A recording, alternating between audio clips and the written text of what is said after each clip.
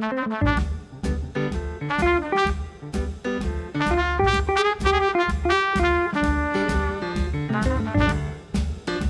mamá me decía, tú estás anémica.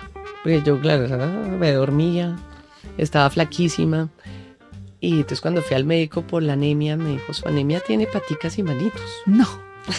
¿Y a los 38 uno está grande para ser mamá en tu época? En mi época sí. Hoy en día ya no, pero en mi época sí. Como en mi época como que me estaba dejando el tren. Pero sentí que era el momento perfecto, que estaba psicológica, financiera, afectivamente estable. Que era el momento de ser mamá. O sea, yo pensaba que se iba a subir un bus encima del andén cuando estaba paseando con ella en el coche. Que si estaba con ella en la sala, de pronto me tropezaba y se iba por la ventana. Que le iba a quemar en la tina o que se me iba a ahogar. O sea, era un montón de miedos. Sí, pues claro, se puede subir un bus encima de un andén y te atropella el coche.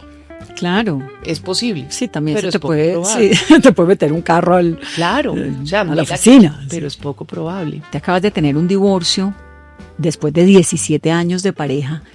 Yo también me divorcié y divorciarse es difícil, ¿no? Es un duelo, es una muerte. Es la muerte de una etapa, es la muerte de una rutina, es la muerte de un sueño, es la muerte de un plan. Y hay que vivirlo. Hicimos una escena donde ella tenía que cachetearme. Y entonces le dije, no, por favor, pégame una cacheta de verdad. Entonces me miró como, yo no, sí, por favor. ¿Y para qué? Porque me ayuda. O sea, me ayuda a cargarme en la escena y que la escena salga bien. Y eso a Amparo le pareció chéverísimo. Y aprovechó. Sí.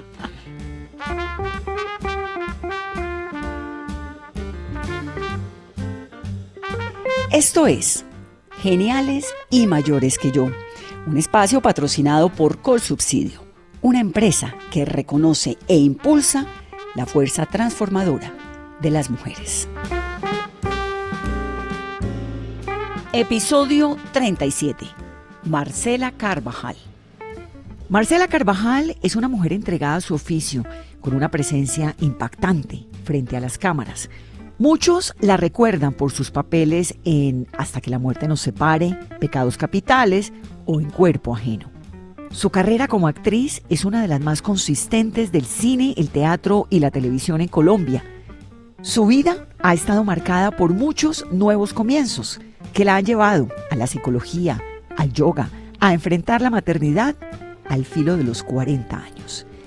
Retos que Marcela Carvajal ha sabido lidiar gracias a su especial sensibilidad y su gran sentido de la realidad. Hoy está aquí, transitando una nueva etapa, dispuesta a contarnos todo. Bienvenidos a esta conversación con la talentosísima Marcela Carvajal.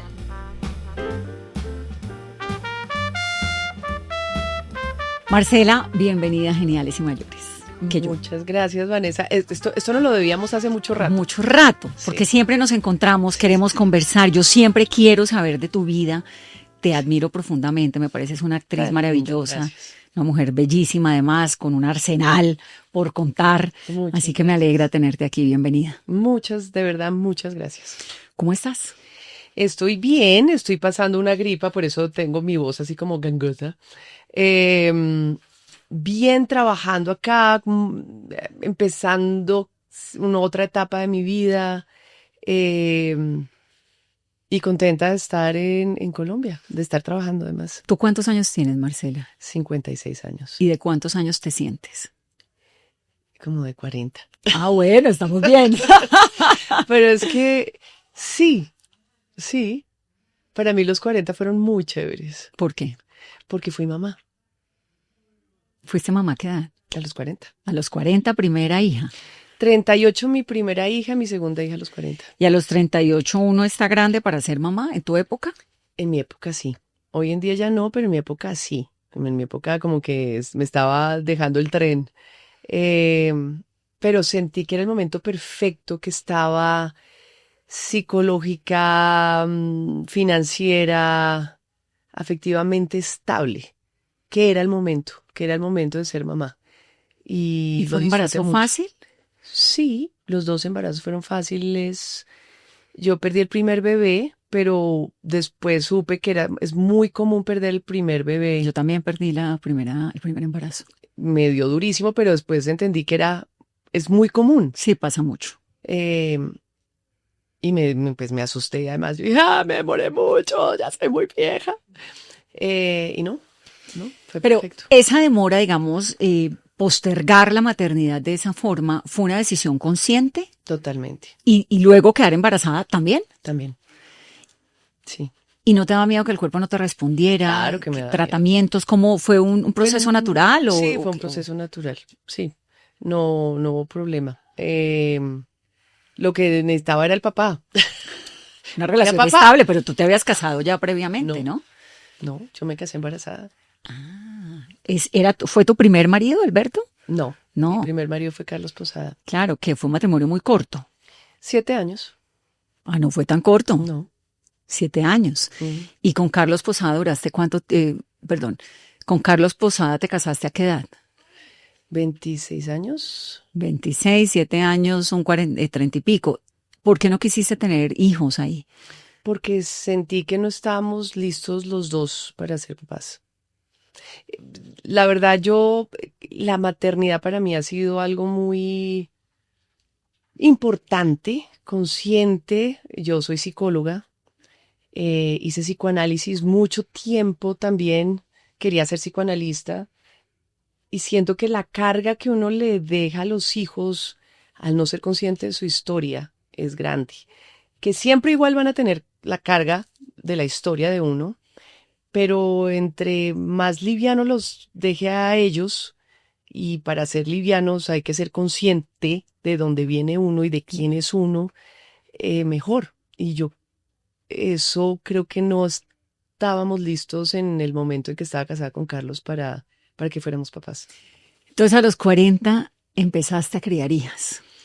Sí, a los 38. A los 38. Y, sí. ¿Y fue una etapa que te gustó? Me encantó. Fui muy feliz. Amamantar para mí fue así como el placer máximo. Y además tenía el tiempo, que era lo que yo quería. Dedicarles el tiempo.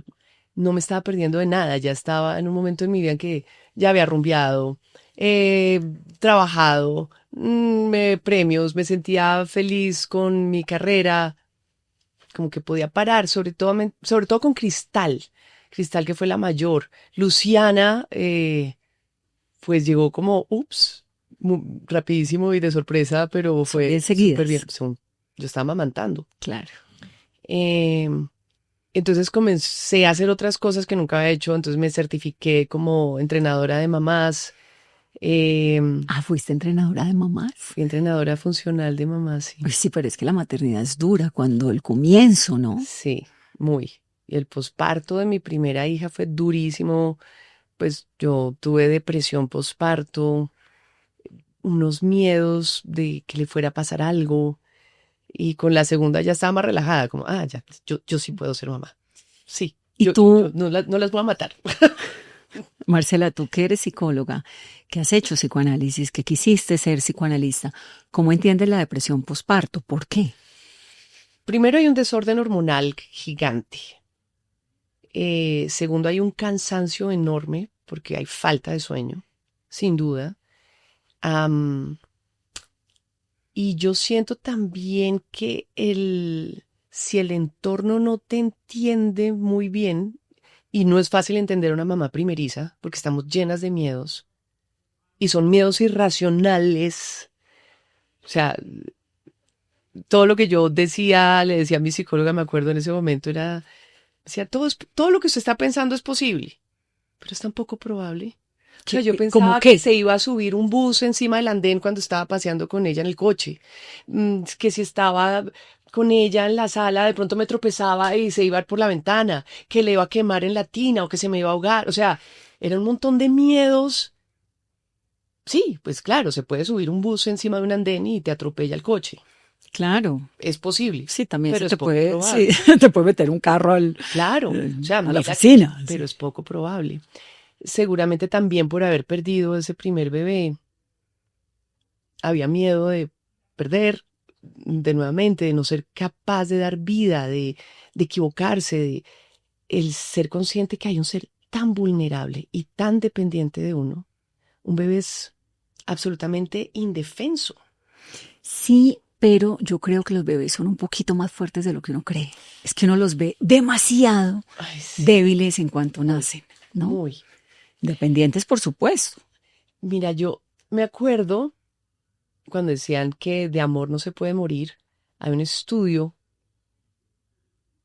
tal vez Lacan fue el primero que lo leí, donde los bebés durante la Primera Guerra Mundial y la Segunda, cuando todos los hombres se fueron a la guerra y las mujeres les tocó trabajar, se veían salacunas gigantes con niños que quedaban solos, se botaban de la cuna. Había suicidio neonatal. Y la falta de amor en un ser humano mata. Claro. Digamos que siempre he sido consciente y tal vez demasiado susceptible a la niñez y a la niñez abandonada, niñez no deseada. Por eso quería que mi maternidad fuera muy consciente.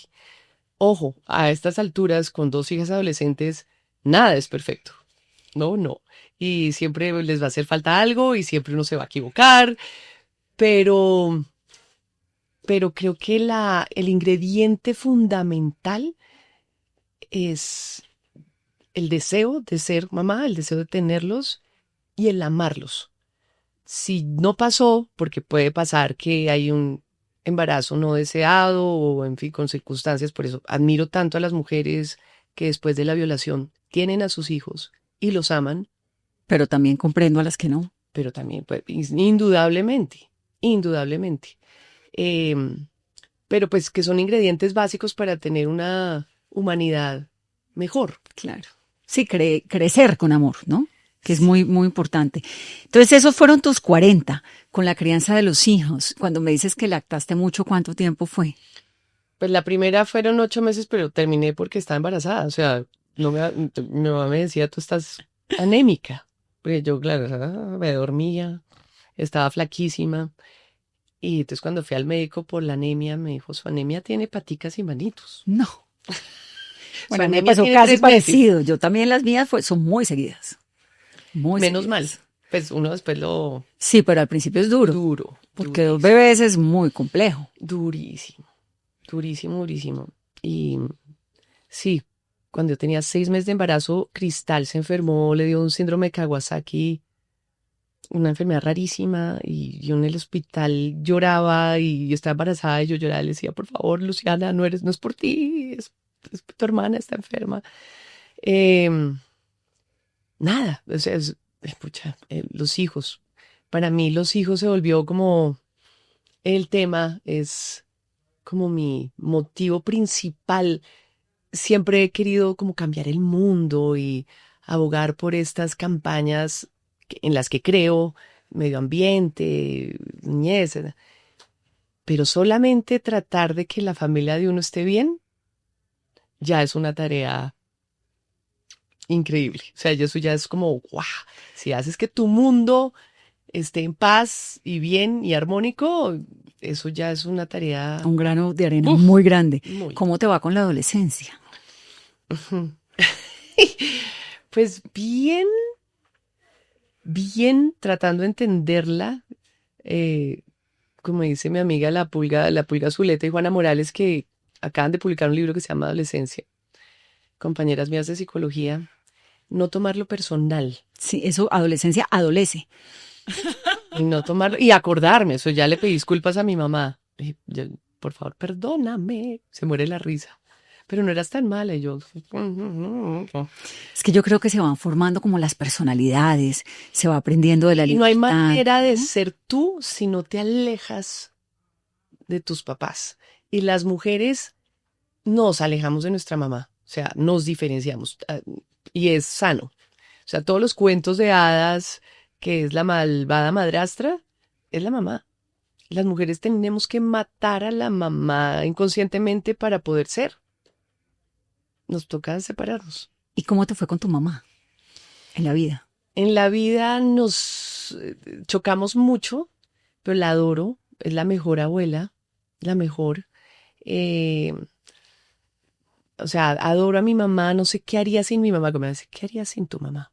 Y no sé qué haría sin mi mamá.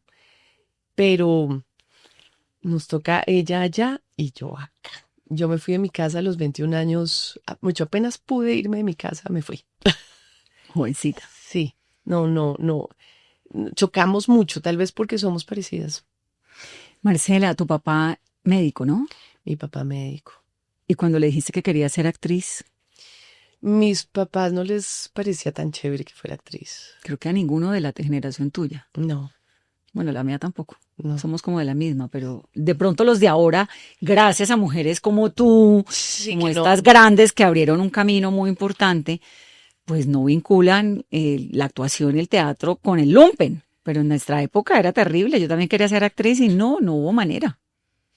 ¿Y en tu casa? En mi casa tampoco, o sea, tratando de no hablar mal de la actuación, pero mi papá me dijo y tenía razón,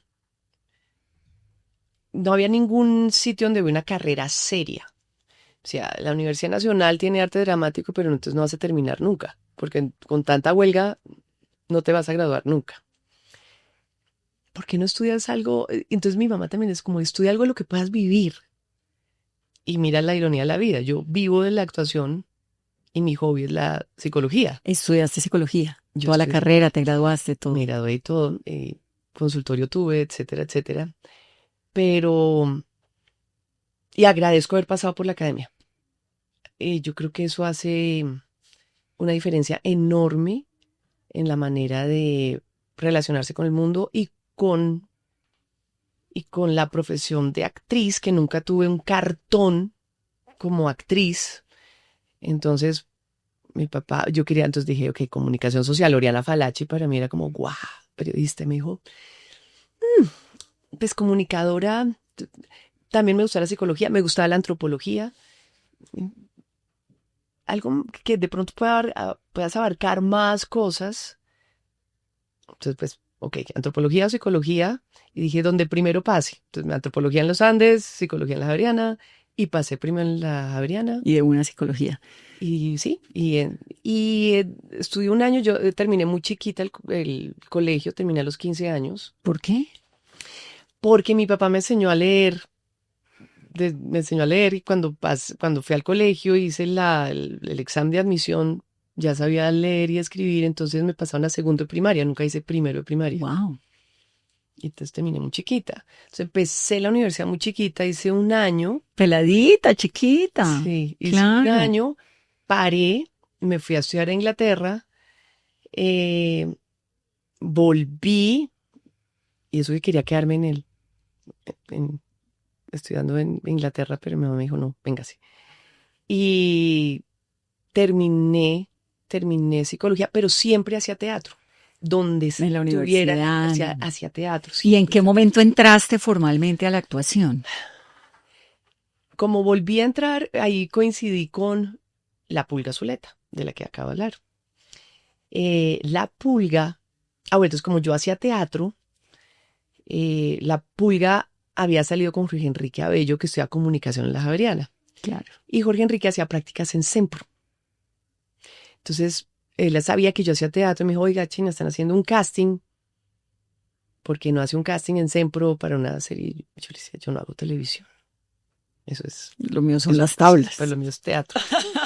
Lo mismo es teatro, danza, teatro. Me encantaba la danza. No, pero dirige Pepe Sánchez.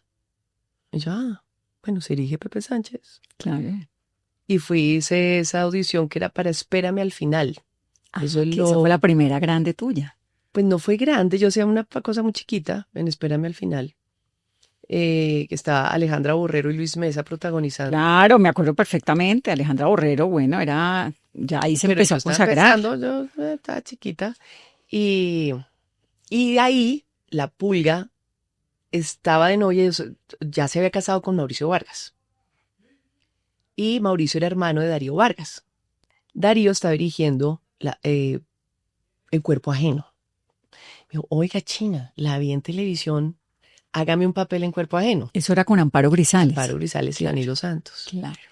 Y ahí hice un papel en en Cuerpo Ajeno. ¿Y cómo te fue con Amparo Grisales? Ahí nos volvimos amigas. Pero ahí hay una historia que no sé si es verdad. Que tú y Amparo en algún momento coincidieron en una escena y a ella le parecía hartísimo esta niña tan chiquita. Sí, ¿No? sí. Pero hicimos una escena donde ella tenía que cachetearme. Y entonces le dije, no, por favor, pégame una cacheta de verdad. Entonces me miró como, yo no, sí, por favor. ¿Y para qué? Porque me ayuda. O sea, me ayuda a cargarme en la escena y que la escena salga bien. Y eso a Amparo le pareció chéverísimo. Y aprovechó. Sí. Y ahí como comenzamos a hablar y nos caímos bien, porque me parecía como admirable Amparo. O sea, me parecía una mujer sí, admirable. Totalmente. Sigue siendo una mujer admirable. Claro, es que increíble conocerla y tener como la fortuna de poder hablar con ella y conocerla. Y entonces ella también me conoció y la verdad es que como que allá adentro eso era como que nadie se llevaba bien con nadie. Y ahí como que ella comenzó, oye, ¿te llevo a tu casa? Y yo, bueno, gracias. Y me acuerdo que no había presupuesto para mi vestuario, entonces ella llamaba a su asistente, préstele. Entonces me prestaban vestuario porque no había para mí. Y pues, muy generosa. Claro. Y sí, y después coincidimos con Amparo en Cuerpo Ajeno y ahí sí se consagró nuestra amistad. Qué bueno. Y el teatro, la televisión, el cine, esa farándula, el mundo de la farándula, ¿es realmente así? Es decir, ¿hay esas rencillas como la que inicialmente tuviste con Amparo o eso es un mito? Hay de todo. Y la verdad es que el mundo de la actuación, como el mundo del radio, como el mundo del periodismo, como el mundo de la bolsa de valores, ¿Será que todos son así? ¿Es parte de la condición humana? sobre todo, bueno, primero juega gran parte el ego. Yo creo que la mayoría de los actores bastante egocéntricos y al ser egocéntricos somos inseguros. Buscamos siempre agradar. Y eso hace de pronto que depende de las personalidades, yo quiera como sobresalir por encima de otros. Pero cuando alguien sobre todo en el ejercicio del teatro, tú te das cuenta que en una escena, si el otro está bien, yo voy a estar bien. Claro. Si el otro no está bien, muy jodido que yo esté bien. Es como en un juego de tenis. Si no tengo quien me responda, no vamos a poder jugar. Yo espero que la otra persona, y que no hay nadie igual a ti, nadie va a dar así digas, tú estás en el rango de tal edad, eres de ojiverde, nadie va a ser como tú, nadie. ¿Qué le dirías, Marce, hoy, con la experiencia que tienes, Marcela la psicóloga, a la Marcela de los 40 años? ¿En qué aspecto de la vida? En la depresión posparto, en las inquietudes, en los miedos, en las ganas de seguir haciendo tantas cosas, porque a los 40 ya habías hecho muchas cosas. Sí.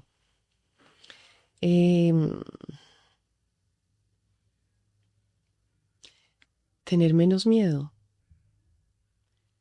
Tener menos miedo.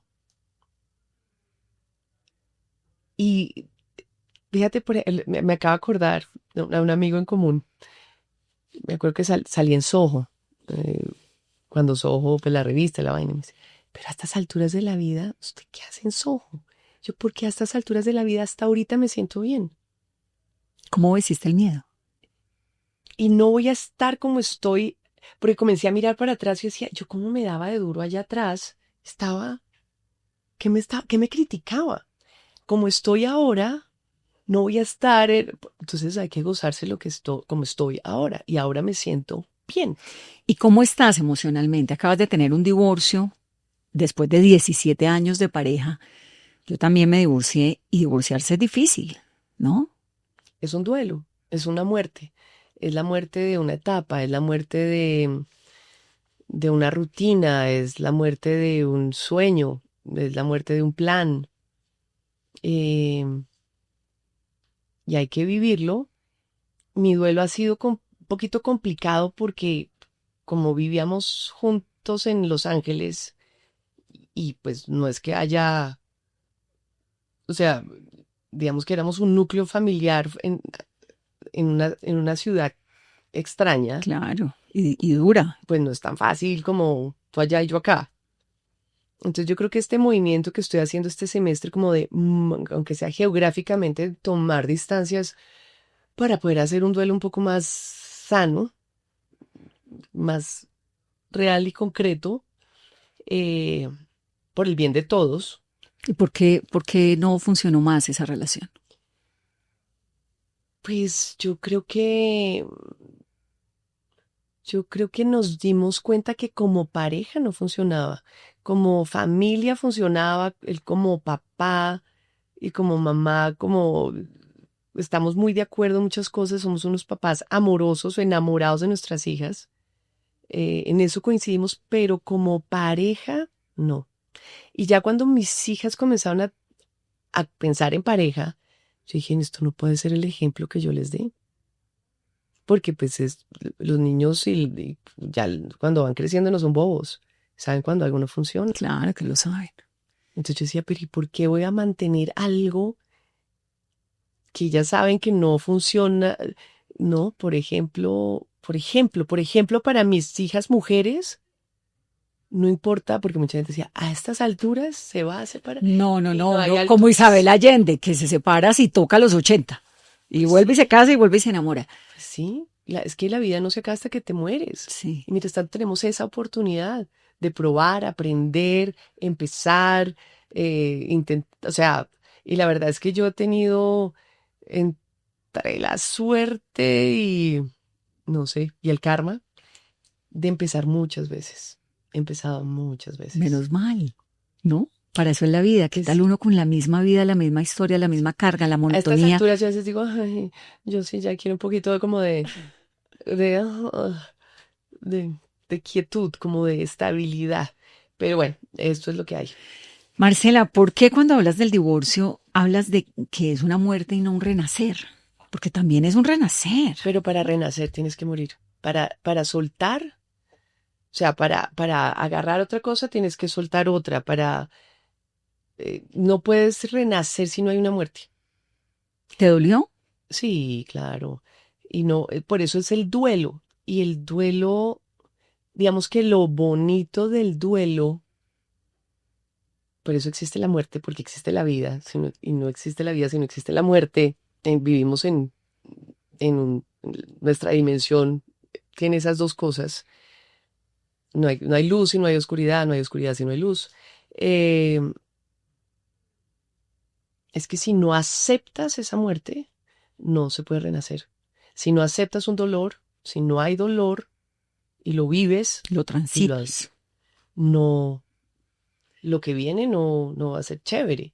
Hay quienes No va dicen a estar listo. en esta serie de teorías y de explicaciones ciertas o no sobre las diferencias entre los hombres y las mujeres, que las mujeres hacemos los duelos estando casadas, conviviendo en pareja, cuando nos vamos dando cuenta, entonces el día que decidimos esto se acabó o que aceptamos esto se acabó, ya estamos como al otro lado del río.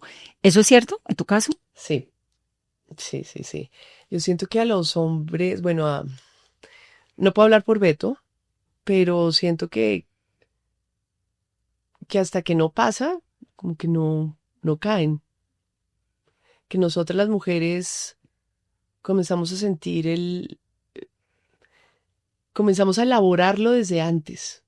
Y el dolor comienza desde antes. Y cuando ya tomamos la decisión, Ya es en serio. ya hemos transitado una gran parte del camino doloroso. Bueno, y tú eres psicóloga, así que lo debes saber. Sí. ¿Hace cuánto te separaste tú? Yo me separé hace 1 año y medio, tal vez. También hace poco. Sí, y lo transité y también hice mi proceso y tengo una gran relación y lo mismo, me parece que como familia una maravilla, pero como pareja no, de golpe en la vida fuimos asumiendo maneras muy distintas de comprender la vida, de enfrentarla, ¿no? La vida es compleja, la vida es en serio. Sí. Y yo no sé, es como, todavía me lo pregunto, es como si nos pusieran trampas. Como cuando tú crees que ya lo tienes resuelto. No. No. Sí, como si hubiera una especie de gnomos por allí esperando a ver en qué momento lo hacen a uno. Entonces, ¿qué es lo que quiere uno? ¿Qué es lo que quieren que aprenda uno? Todo el tiempo hay que estar aprendiendo. Sabes que me encontré en este transitar un libro que es súper cliché, que yo ya lo había leído hace mucho tiempo, pero que me ha ayudado un resto, que se llama El poder de la hora. Del ahora, Y esa es la clave. Yo lo siento, lo sé, pero de verdad vivirlo y hacerlo es muy complicado. Y es, ¿qué tenemos realmente? Realmente ahora, este momento contigo. total. Porque el pasado ya se fue Ya se y el fue. futuro no existe. Ya. Estamos construyéndolo en este instante. Ya, si no me gozo este momento ya ahorita que tengo contigo, no me estoy gozando la vida. Estoy ansiosa, que es el famoso síndrome ansioso de la ansiedad del futuro, que es lo que crean también, que es muy triste nuestros niños y adolescentes que están tan inmersos en las redes sociales, Sí, esa donde todo ansiedad. pasa ¿no? rápidamente, entonces no se pueden concentrar, están pensando en lo que sigue. Que es un poco también una herencia de la pandemia, yo siento, Sí. ¿no? Sí, ahí yo, por ejemplo, me solté mucho con celulares y cosas porque pues como más No, pues es que se conectaban 8 horas al día para el colegio, pues, ¿cómo supongo que para más? la universidad igual. Pero es la ansiedad de lo que sigue, que no se pueden gozar el presente y la depresión y la tristeza de lo que pasó, de lo que fue, de, de lo que fui De lo que pude haber hecho y no hice. y no, y el hoy que es, esa es la llave. Suena entre fácil, pero yo no sé si los que nos están oyendo, si tú me estás, y yo sé que me estás entendiendo El ahora, punto, el claro. y esa es la meditación, y de eso se trata el yoga. Tú Eh, te volviste yogi, ¿no? sí, yo hacía yoga y durante la pandemia, de esas cosas buenas de la pandemia también siento que como tuvo sus cosas negativas, tuvo cosas súper Muchas. pesativas, Sí. positivas. Y comencé a enseñar yoga. Y me certifiqué como maestra de yoga. Qué Y en Los maravilla. Ángeles enseño yoga. Pero es que tú todo te lo tomas súper en serio. Psicóloga, re psicóloga. Actriz, súper actriz. Yoga, yoga en serio, ¿no? Sí, bueno, yo me gusta hacer las cosas que disfruto. Lo que no disfruto, o sea, yo no podría ser contadora. No me imagino. Yo no podría ser abogada y aprenderme un montón de De leyes. leyes y cláusulas y no. O Fuiste sea, presentadora. fui presentadora, me encantó. Pero me gustó por la posibilidad de los consejos de redacción. Me encantaba estar en un consejo de redacción, me encantaba entrevistar. Eh, Eso fue en CMI con Yamid, ¿verdad? sí, pero estaba primero Mauricio. Me tocó Mauricio Vargas, después me tocó Andrés Santamaría y Yamid. Un pedacito. Ricardo Santamaría. Ricardo Santamaría, perdón. Sí, Ricardo Santamaría. Y después Yamid. sí. Bueno, y te fuiste a Los Ángeles, cuando acá estabas en la meca de la actuación y esa ida a Los Ángeles en plena pandemia. Es que esa fue la patadita. Yo no me hubiera ido jamás. El que tenía muchas ganas de irse era Beto. Beto ama Los Ángeles. Eh, había vivido en Los Ángeles y él insistía y decía, pero es que yo qué voy a hacer en Los Ángeles. Total. Que esto es una locura, yo qué voy a hacer en Los Ángeles, que las niñas, que Los Ángeles, que bla, que ensayas. Eh, y, y entonces empezó la pandemia y todo se paró, todo se canceló, todo se cerró, el mundo se iba a acabar, la gente se iba a morir, nos íbamos a morir. Todos. Y dije, pues bueno, si Que nos sean vamos Los a morir, Ángeles. vivamos otra cosa, ¿no?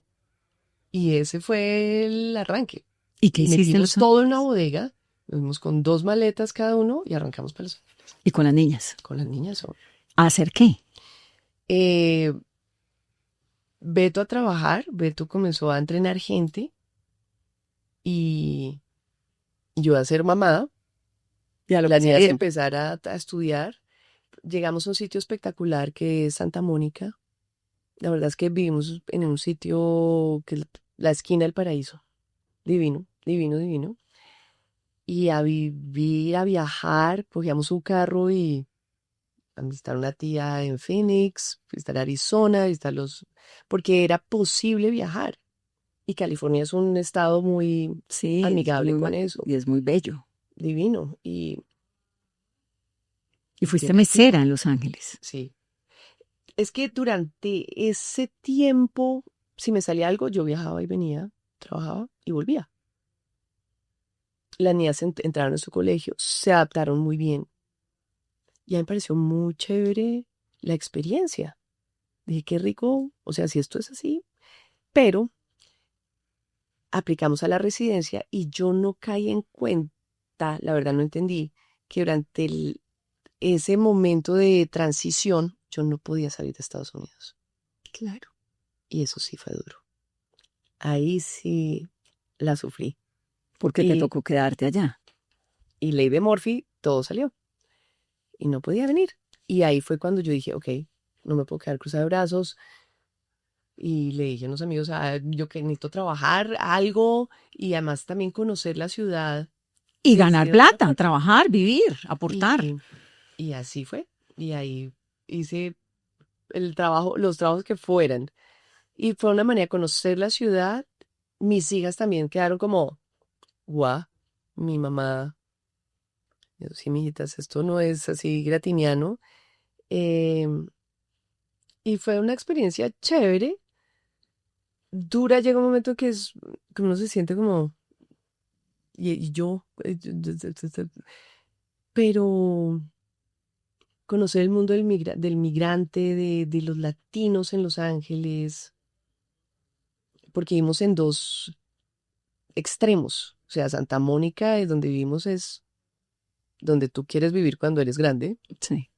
Y trabajar donde trabaja la gente que le toca muy duro. O sea, es como estar en el Cisben y vivir no sé, en Los Rosales. Algo así, no sé, eso es muy raro. Pero fíjate que todo eso te entregó, supongo, un montón de herramientas para seguir la vida. Tú eres un mujerón, Marcela. Ay, muchas gracias. Te le mides a todo, sí, ¿no? Sí. Claro. Sí, y además un gran ejemplo para los hijos. Es que el mundo real es real, ¿no? Sí, y yo no me como el cuento de tener ningún estatus. Uno es ser humano. ¿Cómo te ves en 10 años?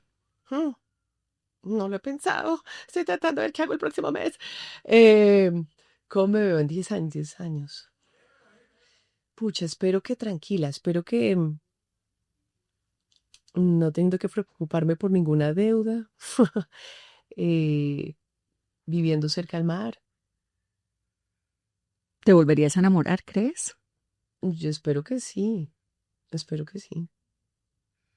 No es algo que lo que piense ahora. No es lo que me ocupa no sé. Pero espero que sí. Pero ya no tengo ninguna expectativa. O sea, y la verdad es que el matrimonio, no. Desde que se acabó mi primer matrimonio, ya el matrimonio, como esa ilusión del matrimonio, no me desvela.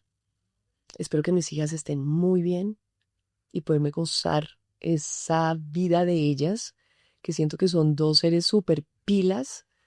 Son mujeres muy pilas, brillantes, que además tienen la posibilidad de estar en el punto del planeta que quieran. Sí, y esa generación sí que es así, ¿no? Sí. Para todo, para Y que la pandemia pase y nos arrase desde la China hasta acá, hasta para ser dueños del mundo. Sí, porque se volvió más chiquito, porque es más asequible. Acuérdate cuando uno iba a Europa. No, pues eso era imposible. Y bueno, y si uno se remonta antes, a la época de los abuelos, esto eran los baúles en los barcos. Barco de vapor. Y eso tiene su cosa buena y mala, pero pues ahora hay unas posibilidades como enormes y más fáciles. Es mucho más fácil y es posible. Para nosotros era más difícil. ¿Qué reflexiones te dejan el transcurrir de los años? El pasar de los años. Es decir, todo esto que has hecho, la actuación, la presentación, las noticias, el teatro, la psicología, las hijas, el primer divorcio, el segundo divorcio. Uno ve y dice, uno ha hecho un montón de cosas en la vida y ahí está fresca, haciendo yoga, la supervivencia en Los Ángeles. Es decir, todo eso, ¿qué reflexión te deja ahora? Uy, pues Vane, no sé. O sea, yo siento que estoy pasando como de una licuadora, sacando las cosas de la bodega. O sea, todo esto pasó hace un mes. Sacando ¿Qué mi pasó vida, hace un mes? saqué ¿La las cosas separaron? de la bodega. Ah, no, es que es muy reciente. Pues o sea, yo me separé hace un año, pero hasta hace un mes me vine. Hasta, ¿sí me entiendes? Para tener como un piso, como ponerle play a la vida que había quedado en pausa. A veces me siento muy cansada, a veces digo, ¿y si dejamos acá? Dejemos aquí. Y otras veces digo, no, bueno, no, pues rico, me gozo lo que hago, amo mis hijas, tengo unos amigos espectaculares. mm, y cada vez estoy descubriendo que la vida es más sencilla de lo que uno cree y que está como en esa paz espiritual, en ese vivir el presente, en esa sensación que uno tiene cuando medita, cuando actúa, cuando, cuando se te olvida el tiempo, cuando haces algo que te gusta mucho y se te olvida el tiempo, cuando te levantas y dices, qué rico, qué rico. O sea, está en esas pequeñas cosas y ojalá se pudieran como ampliar en el tiempo. Y ese secreto está, sí, de pronto no le va a partir el corazón siempre saber que hay una hectárea más perdida en el Amazonas, que seguimos en guerra, que existen seres líderes en el mundo cada vez más ambiciosos, que la humanidad sigue votando por populistas mentirosos. Y votando indefinidamente. Que dice, de verdad, pero entonces siempre se nos, o sea, como que es por ahí que tengo que ir, siendo una,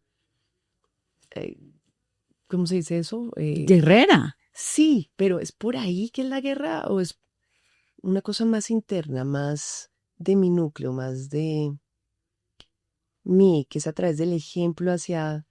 Por eso te decía, la gran tarea es que mi círculo y mi entorno esté bien. Y eso es un reto diario. Diario. Es que estás muy recién regresada, ¿no? Sí. Y de todas formas cambiar la vida geográficamente implica un movimiento muy fuerte, Que además físicamente. yo sigo estando allá. O sea, mi vida no se ha acabado allá. Mi hija mayor va a terminar su bachillerato allá. O sea, su high school, yo tengo que estar allá. Claro. Bueno, pues ahí te vas organizando de aquí a allá y aquí estamos los de Caracol Radio y yo feliz siempre de tenerte. Tan linda, muchas Me parece gracias. que eres una mujerón, como te dije ahora, como con proyectos y con sueños y con fortalezas y siempre para adelante. Amén. Me encanta tenerte. A mí también. Y que siempre te tengamos acá con nosotros. Siempre.